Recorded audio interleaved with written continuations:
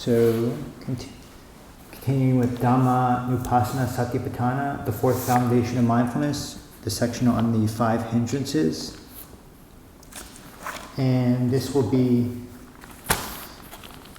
my last reading, but Thanissaro will continue tomorrow on the 5 hindrances, and I thought maybe to end on more of a, in some ways, a positive note about this teaching of the Buddha and various teachers on substitution, which is a very useful principle and concept to keep in mind.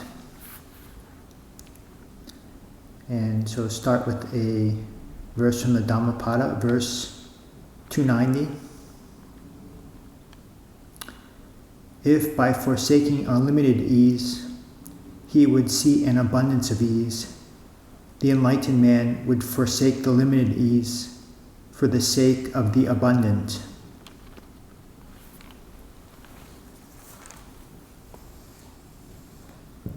And now we'll do a reading from the Samyutta Nikaya, 4651, Food. And all the translations are by Ajahn Thanissaro. And I'll just be reading the excerpts on the hindrances. But it's worth noting that the counterpart to the 5 hindrances, they're paired with the 7 factors of awakening as a way to overcome them. But we'll also be touching on that in later readings. So I'll just read the section on the hindrances. Monks, I will teach you the feeding and starving of the 5 hindrances and of the 7 factors for awakening. Listen and pay close attention. I will speak. And what is the food for the arising of unarisen sensual desire, or for the growth and increase of sensual desire once it has arisen? There is the theme of beauty. To foster inappropriate attention to it, this is the food for the arising of unarisen sensual desire, or for the growth and increase of sensual desire once it has arisen. And what is the food for the arising of unarisen ill will, or for the growth and increase of ill will once it has arisen? There is the theme of irritation. To foster inappropriate attention to it, this is the food for the arising of unarisen ill will, or for the growth and increase of ill will once it has arisen. And what is the food for the arising of unarisen sloth and drowsiness, or for the growth and increase of sloth and drowsiness once it has arisen? There are boredom, weariness, yawning, drowsiness after a meal, and sluggishness of awareness. To foster inappropriate attention to them, this is the food for the arising of unarisen sloth and drowsiness, or for the growth and increase of sloth and drowsiness once it has arisen. And what is the food for the arising of unarisen restlessness and anxiety, or for the growth and increase of restlessness and anxiety once it has arisen? There is non-stillness of awareness. To foster inappropriate attention to that, this is the food for the arising of unarisen restlessness and anxiety, or for the growth and increase of restlessness and anxiety once it has arisen. And what is the food for the arising of unarisen uncertainty, or for the growth and increase of uncertainty once it has arisen? There are phenomena that act as a foothold for uncertainty. To foster inappropriate attention to them, this is the food for the arising of unarisen uncertainty, or for the growth and increase of uncertainty once it has arisen.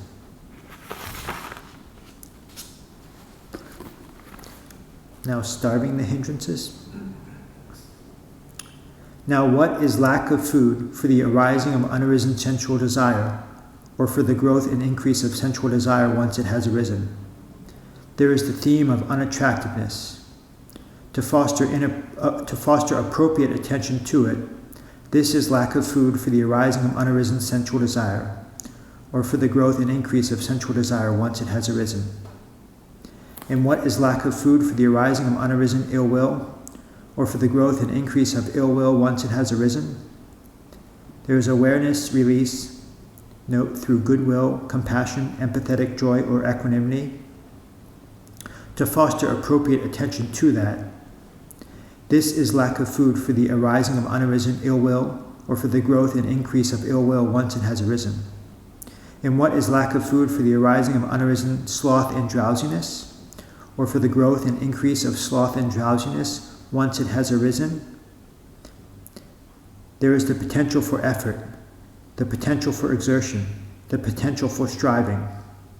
To foster appropriate attention to them, this is lack of food for the arising of unarisen sloth and drowsiness, or for the growth and increase of sloth and drowsiness once it has arisen. And what is lack of food for the arising of unarisen restlessness and anxiety, or for the growth and increase of restlessness and anxiety once it has arisen? There is stillness of awareness. To foster appropriate attention to that, this is lack of food for the arising of unarisen restlessness and anxiety, or for the growth and increase of restlessness and anxiety once it has arisen. And what is lack of food for the arising of unarisen uncertainty, or for the growth and increase of uncertainty once it has arisen? There are mental qualities that are skillful and unskillful, blameworthy and blameless, gross and refined, siding with darkness and with light. To foster appropriate attention to them, this is lack of food for the arising of unarisen uncertainty, or for the growth and increase of uncertainty once it has arisen.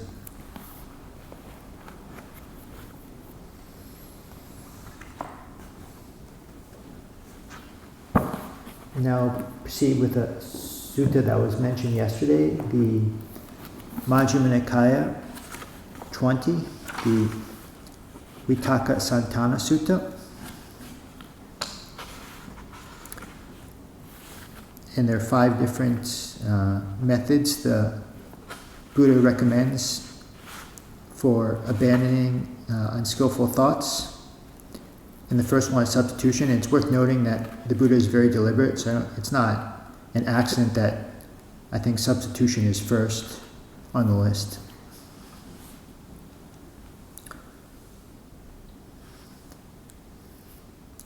I have heard that on one occasion, the Blessed One was staying near Savatthi, in Jeta's Grove, Anathapindika's monastery. There he addressed the monks. Monks! Yes, Lord, the monks respond to him. The Blessed One said, when a monk is intent on the heightened mind, there are 5 themes he should attend to at the appropriate times. Which 5? There is the case where evil, unskillful thoughts, connected with desire, aversion, or delusion, arise in a monk, while he is referring to and attending to a particular theme. He should attend to another theme, apart from that one, connected with what is skillful. When he is attending to this other theme, apart from that one, connected with what is skillful, then those evil, unskillful thoughts, connected with desire, aversion, or delusion, are abandoned and subside. With their abandoning, he stays his mind right within, settles it, unifies it, and concentrates it. Just as a dexterous carpenter, or his apprentice would use a small peg to knock out, drive out, and pull out a large one, in the same way, if evil, unskillful thoughts, connected with desire, aversion, or delusion, arise in a monk while he is referring to and attending to a particular theme, he should attend to another theme, apart from that one, connected with what is skillful. When he is attending to this other theme, apart from that one, connected with what is skillful, then those evil, unskillful thoughts, connected with desire, aversion, or delusion, are abandoned and subside. With their abandoning, he stays his mind right within, settles it, unifies it, and concentrates it. If evil, unskillful thoughts, connected with desire, aversion, or delusion, still arise in the monk while he is attending to this other theme, connected with what is skillful, he should scrutinize the drawback of those thoughts. Really, these thoughts of mine are unskillful. These thoughts of mine are blameworthy. These thoughts of mine result in stress. As he is scrutinizing the drawback of those thoughts, those evil, unskillful thoughts, connected with desire, aversion, or delusion, are abandoned and subside. With their abandoning, he stays his mind right within, settles it, unifies it, and concentrates it. Just as a young woman or man, fond of adornment, would be horrified, humiliated, and disgusted if the carcass of a snake, or a dog, or a human being were hung from her neck, In the same way, if evil, unskillful thoughts connected with desire, aversion, or delusion still arise in the monk while he is attending to this other theme, connected with what is skillful, he should scrutinize the drawback of those thoughts. Really, these thoughts of mine are unskillful. These thoughts of mine are blameworthy. These thoughts of mine result in stress. As he is scrutinizing the drawback of those thoughts, those evil, unskillful thoughts connect with desire, aversion, or delusion are abandoned and subside. With their abandoning, he stays his mind right within, settles it, unifies it, and concentrates it. If evil, unskillful thoughts connect with desire, aversion, or delusion still arise in the monk while he is scrutinizing the drawbacks of those thoughts, he should pay no mind and pay no attention to those thoughts. As he is paying no mind and paying no attention to them, those evil, unskillful thoughts are abandoned and subside. With their abandoning, he stays his mind right within, settles it, unifies it, and concentrates it. Just as a man with good eyes, not wanting to see forms that had come into range, would close his eyes or look away, in the same way, if evil, unskillful thoughts connect with desire, aversion, or delusion still arise in the monk while he is scrutinizing the drawbacks of those thoughts, he should pay no mind and pay no attention to those thoughts. As he is paying no mind and paying no attention to them, those evil, unskillful thoughts are abandoned and subside. With their abandoning, he stays his mind right within, settles it, unifies it, and concentrates it. If evil, unskillful thoughts connected with desire, aversion, or delusion still arise in the monk while he is paying no mind and paying no attention to those thoughts, he should attend to the relaxing of thought fabrication with regard to those thoughts. As he is attending to the relaxing of thought fabrication with regard to those thoughts, those evil, unskillful thoughts are abandoned and subside. With their abandoning, he stays his mind right within, settles it, unifies it, and concentrates it. Just as a thought would occur to a man walking slowly. Why am I walking? Just as the thought would occur to a man walking quickly. Why am I walking quickly? Why don't I walk slowly? So he walks slowly. The thought occurs to him, why am I walking slowly? Why don't I stand? So he stands. The thought occurs to him, why am I standing? Why don't I sit down? So he sits down.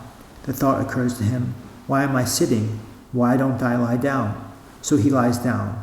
In this way, giving up the grosser posture, he takes up the more refined one.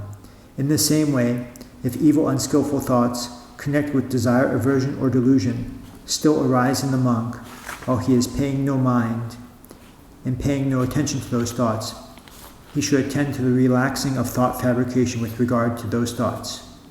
As he is attending to the relaxing of thought fabrication with regard to those thoughts, those evil, unskillful thoughts are abandoned and subside. With their abandoning, he steadies his mind right within, settles it, unifies it, and concentrates it. If evil, unskillful thoughts connect with desire, aversion, or delusion still arise in a monk while he is attending to the relaxing of thought fabrication with regard to those thoughts, then, with his teeth clenched and his tongue pressed against the roof of his mouth, he should beat down, constrain, and crush his mind with his awareness. As, with his teeth clenched and his tongue pressed against the roof of his mouth, he is beating down, constraining, and crushing his mind with his awareness, those evil, unskillful thoughts are abandoned and subside. With their abandoning, he stays his mind right within, settles it, unifies it, and concentrates it. Just as a strong man, seizing a weaker man by the head or the throat or the shoulders, would beat him down, constrain, and crush him, in the same way, if evil, unskillful thoughts connect with desire, aversion, or delusion still arise in the monk while he is attending to the relaxing of thought fabrication with regard to those thoughts, then, with his teeth clenched and his tongue pressed against the roof of his mouth, he should beat down, constrain, and crush his mind with his awareness. As, with his teeth clenched and his tongue pressed against the roof of his mouth, he is beating down, constraining, and crushing his mind with his awareness, those evil, unskillful thoughts are abandoned and subside. With their abandoning, he stays his mind right within, settles it, unifies it, and concentrates it. Now when a monk, attending to another theme, or scrutinizing the drawbacks of those thoughts, or paying no mind and paying no attention to those thoughts, or attending to the relaxing of thought fabrication with regard to those thoughts, or beating down, constraining, and crushing his mind with his awareness, steadies his mind right within, settles it, unifies it, and concentrates it. He is then called a monk with mastery over the ways of thought sequences. He thinks whatever thought he wants to, and does not think whatever thought he does not. He has severed craving, thrown off the fetters, and through the right penetration of conceit, has made an end of suffering and stress. This is what the Blessed One said. Gratified, the monks delighted in the Blessed One's words.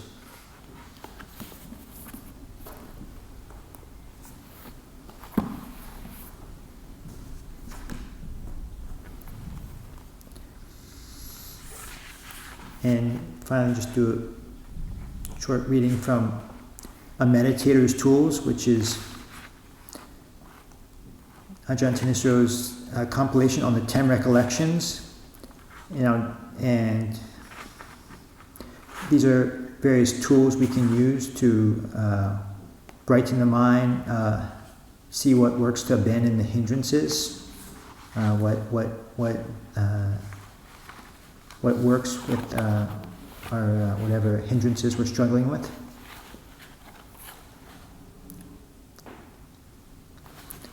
This is from the Samyutta Nikaya, the Book of the Ones, and it's be 287 to 296.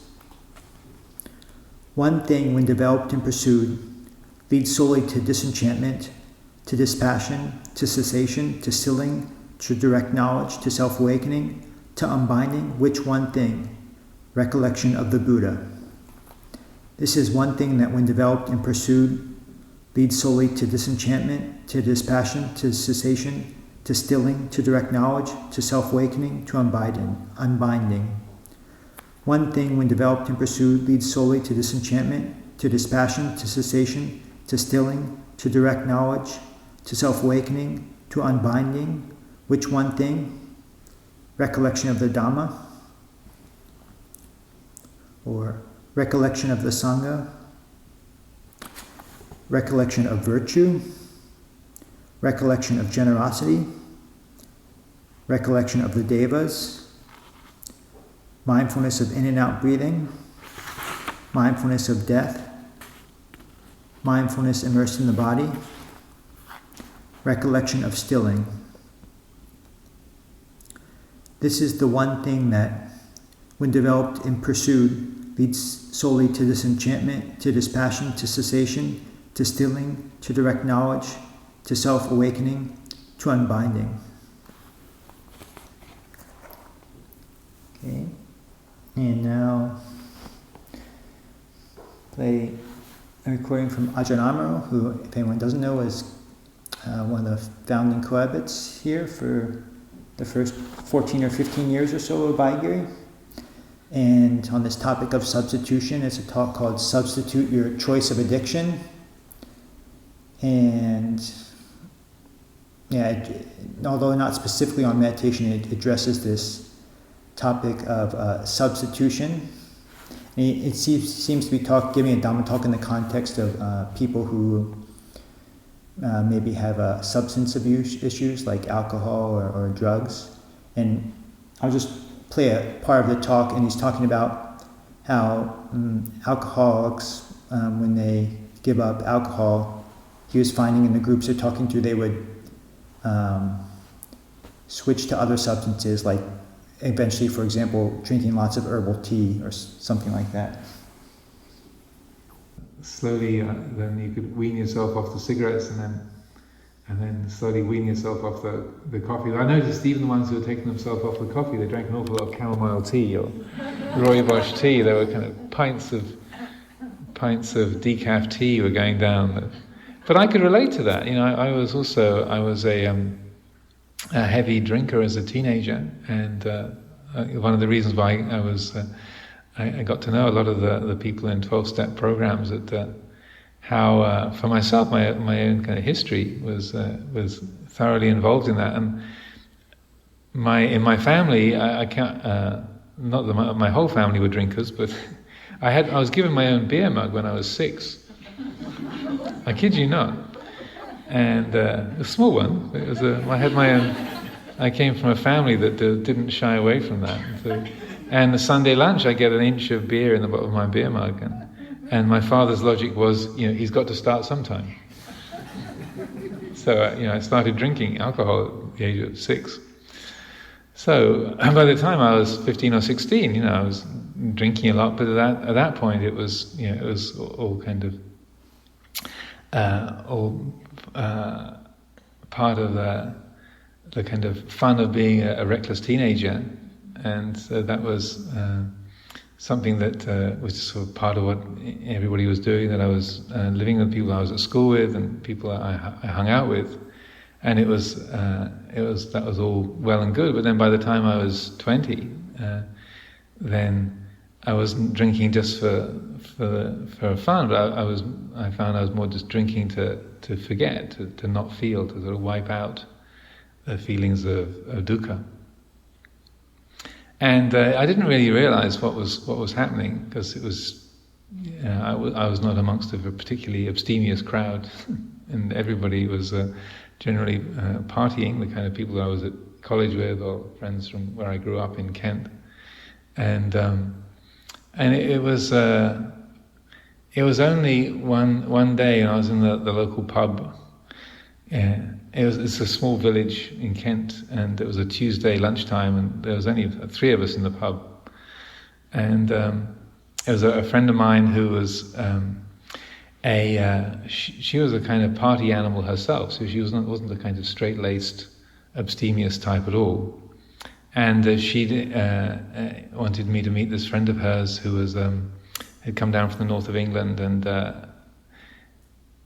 we'd been sitting in the pub for about an hour and a half or so, and she just casually said, "Why are you drinking so much?" And I said, "What do you mean?" And she said, "Well, you're on your 8th pint." And I said, "So?" And she said, "Well, we're just sitting here, the 3 of us, having a conversation. It's a Tuesday lunchtime. We're not in the middle of a party. So how come you're drinking so much?" And then she made the fateful comment, "What are you afraid of?" "What do you mean?" "I'm not afraid of anything." But it was a very powerful statement and a very powerful comment, because up to that point I'd hadn't really noticed that my drinking was increasing to the point where I was kind of falling down drunk 4 or 5 nights a week. Fortunately, I was very poor, so my budget limited the amount of boozing I could actually do. But this comment from this friend, who was not trying to be critical or not sort of trying to put me on the spot, she was not a kind of teetotaler herself by any means, but she was just so curious. Why are you doing this to yourself? Where's this coming from? And also pinpointing that you must be afraid of something. You must be trying to not feel, because otherwise you wouldn't be sinking a gallon of beer on a Tuesday lunchtime. And because the comment came from a very sort of open and friendly place from her, she wasn't being accusatory. It was just sort of, "Oh, this is kind of strange. Why are you doing this?" And that it really got straight through, and I couldn't forget, even though I was drunk at the time. I couldn't forget what she'd said. And this comment of, "What are you afraid of?" And that just hovered there, and I realized, that's right.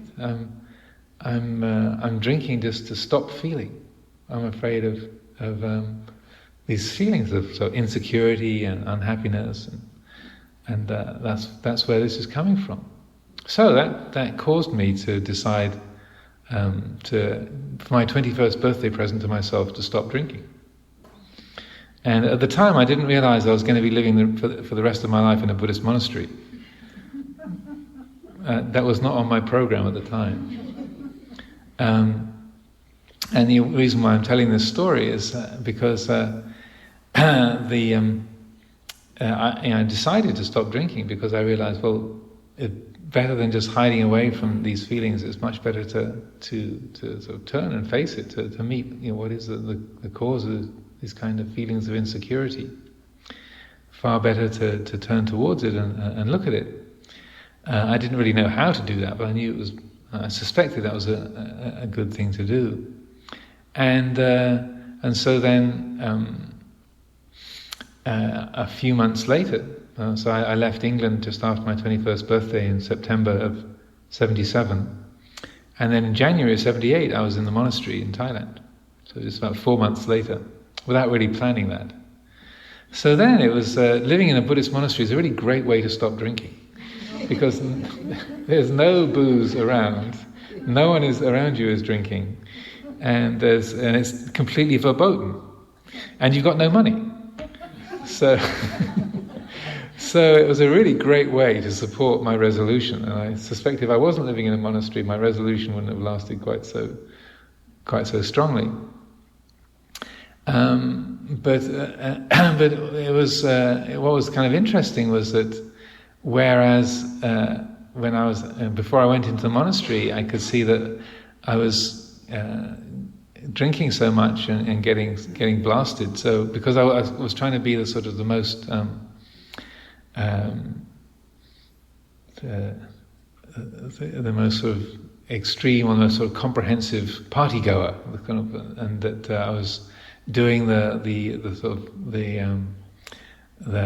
the inebriation thing to the most extreme level possible. I got into the monastery. I realized after a while I was doing the monastic thing to the most extreme level possible. So and apparently this is exactly the same thing happens in the Christian monasteries. They say the people who used to drink everybody under the table before they came in the monastery, they fast everybody under the table once they become monks. And I heard this comment many years later, and I said, "Yeah, that's right," because my habit then, as I became a monk, was to sort of to out-monk. Before I was trying to out-drink everybody. Then I got in the monastery, I was trying to out-monk everybody. So I was carrying out all these ascetic practices and following all these sort of extra austere observances. And it was not until a couple of years later that I realized that I'd sort of substituted the wholesome habits of monking, and you're sitting up all night or meditating or just eating strictly one meal a day or only ever eating the food out of my alms bowl or forever patching my robes. My robes were like 3 or 4 layers thick of patches, that. And this sort of trying to be a kind of super monk, trying to on my kind of compulsiveness had sort of chosen a different object, and I didn't really notice that this was happening until that I'd sort of fixated and was trying to in a way for forming an identity around this until one day Luang Por Sumedho gave me a medal.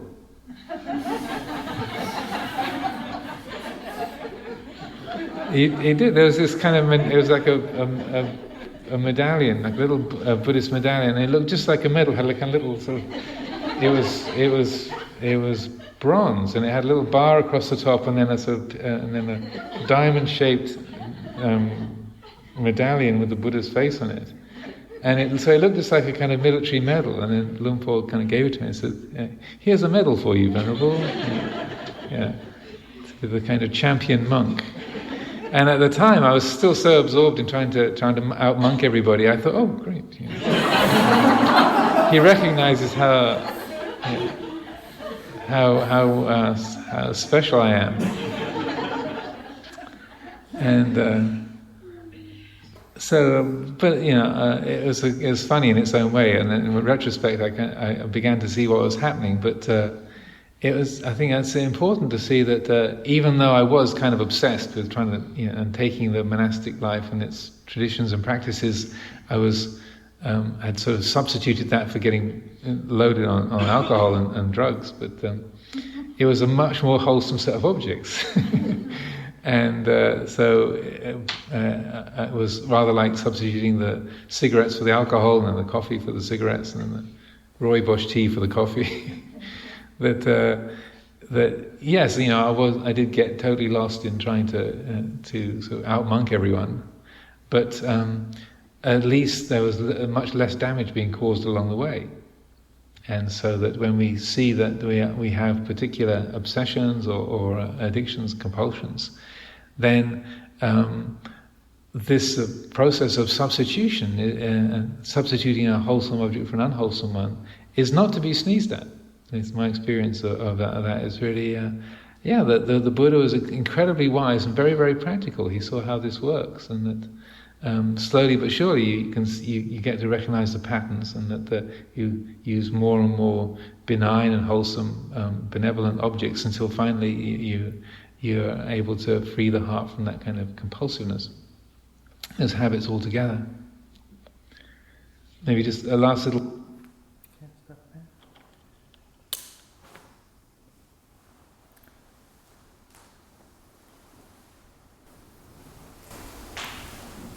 Are there any questions or comments? In the removal of distracting thoughts sutta, the one you mentioned about things like relaxing thought fabrication, or the third or fourth one in the list, could you explain a little bit more what that would look like or what it would entail? Let me see.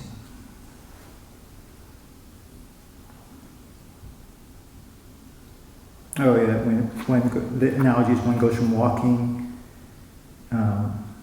quickly to walking slowly to standing to sitting to lying down.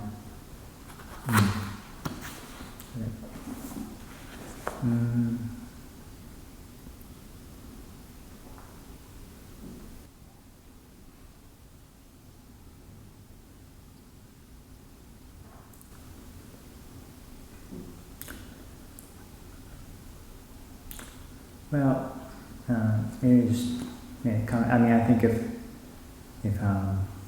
if one is really, it's not directly a meditation, but one's really upset about something. I could imagine, like an example, although maybe not directly with sitting, would be like one's really feeling agitated about something. It could be useful to like go for hike the loop trail back to your kuti, or if you're at your kuti, just do some raking, and then when you're a little bit calmed down, do some jongling back and forth, and then when you're a little bit more calmed down, doing some mindfulness of breathing.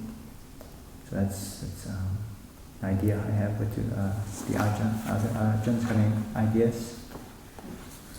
It's one of the more obscure analogies that I think a lot of people spend a fair amount of time trying to figure out what does this one mean.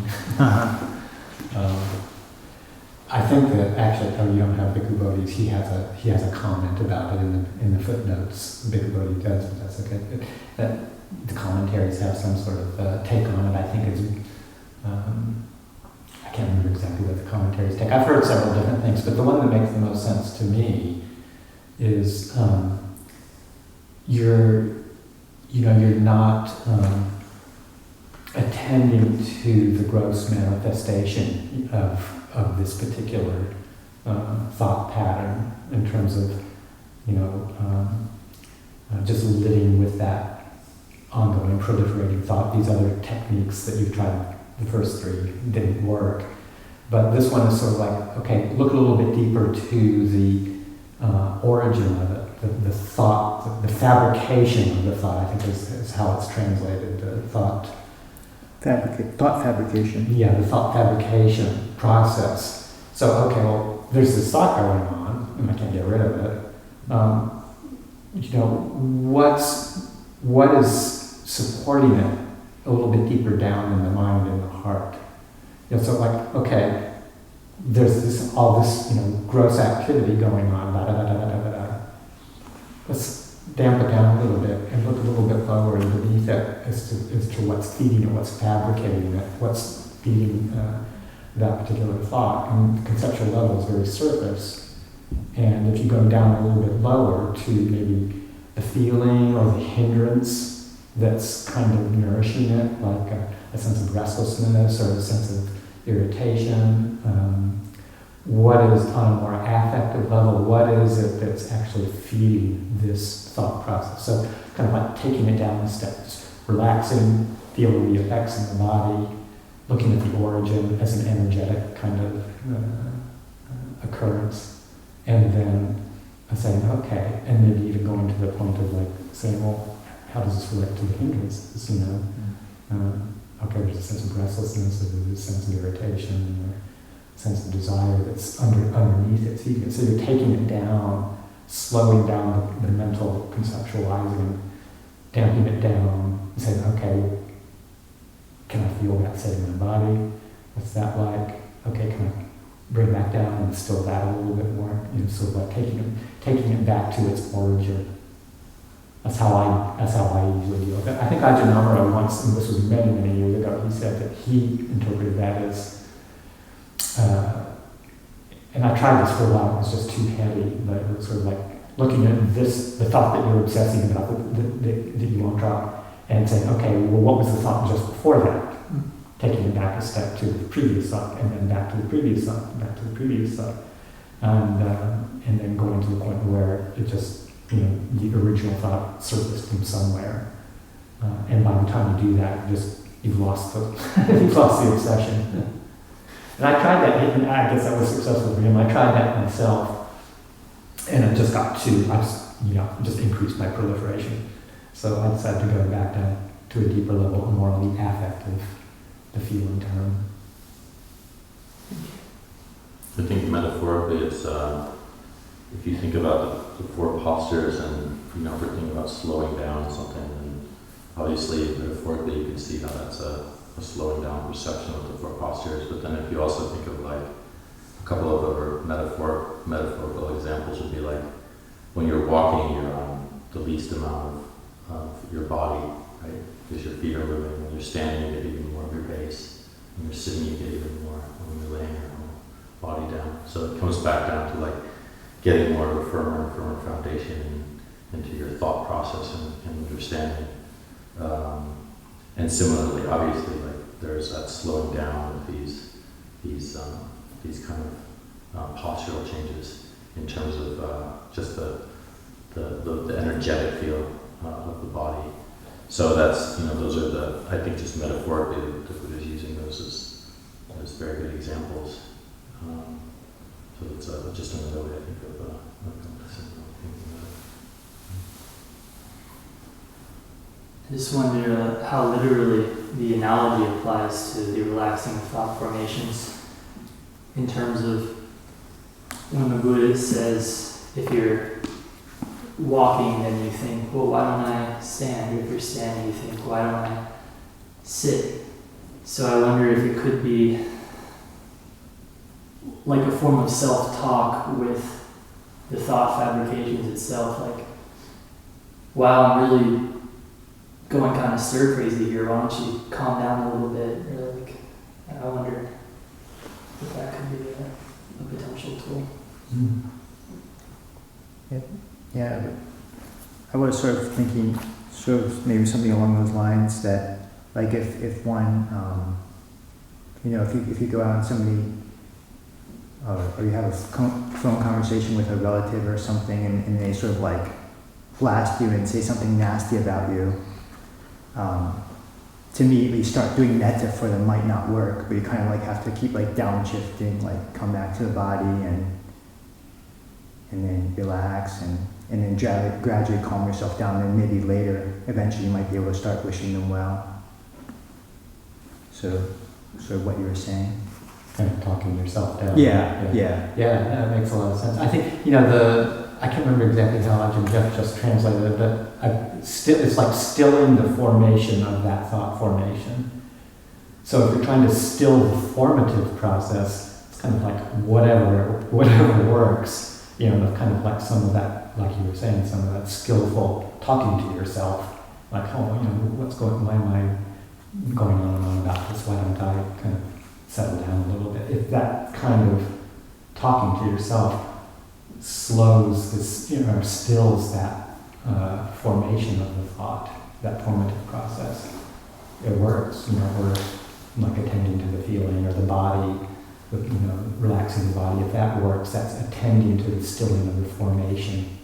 So, it's sort of like one of those, what works for me to help still this formative process of proliferative thinking.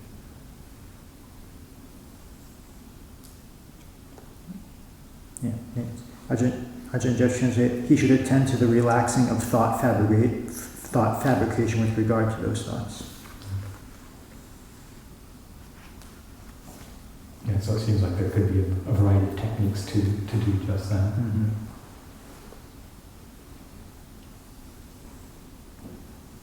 Okay, well maybe we can sit. I have a comment about that. What's that? I have a comment about Okay, both sure, possibilities. sure. I just find it interesting that like changing bodily positions, I think Ajahn Ṭhitapañño touched on more about touched on it when it's like talking about walking and like we don't overthink walking, our body just does it. It's like a process we just do, and then the use of those changing positions, it's like you just change positions, you don't like do a lot of thinking about it. It's something that just simply happens. Okay. Sit quietly for a little bit. If there's no further comments.